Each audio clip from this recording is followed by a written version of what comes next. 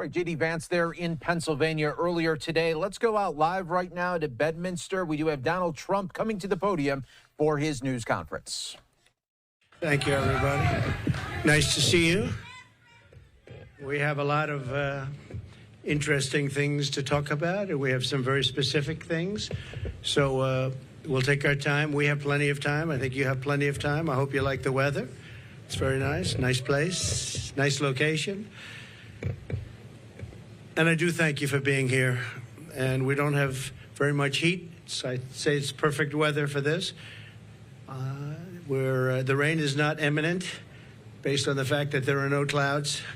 So it's really nice. It's really nice. And let's go over some big facts and some very substantial truths about where we stand as a country, because we're a failing nation because of the way it's been run for the last 3.5 years. We're a failing nation. People are coming into our country by the millions and millions and millions. We have no idea who they are, where they come from. But we're also a failing economy. Kamala Harris is a radical California liberal who broke the economy, broke the border, and broke the world, frankly. Very destructive to the entire world, because as we go, oftentimes the world goes. She destroys everything she touches, and if she wins, your finances and your country will never recover. You're never going to recover.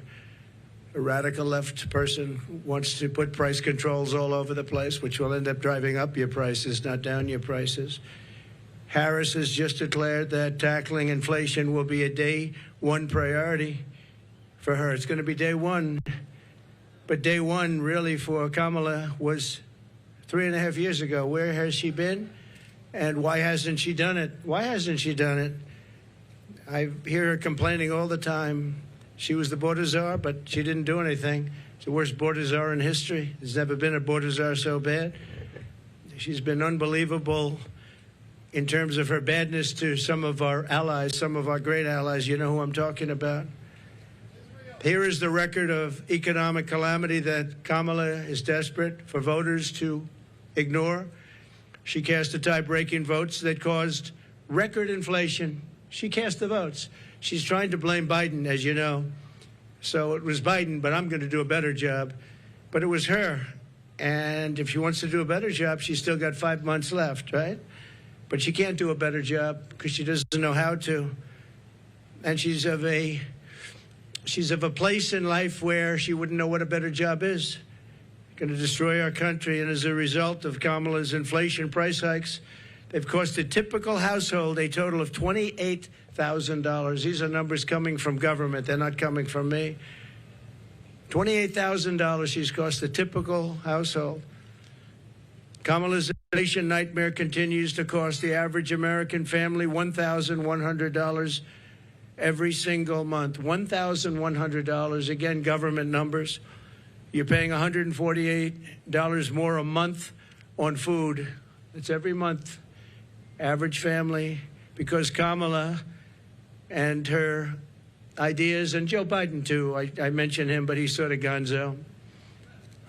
It all started with the debate. I should have been a little bit easy. Somebody said, your debate performance was horrible. I said, why? Because you forced him out of government.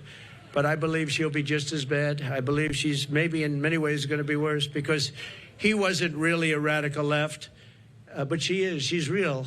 He wasn't real. So I think she's going to be, in many ways, easier to beat than Joe Biden. What they did to him was disgraceful, by the way, and it really is a threat to democracy. It was a coup by people that wanted him out, and they didn't do not the way they're supposed to do it. $129 more on energy and $241 more. This is all per month on rent. So you have that, $148.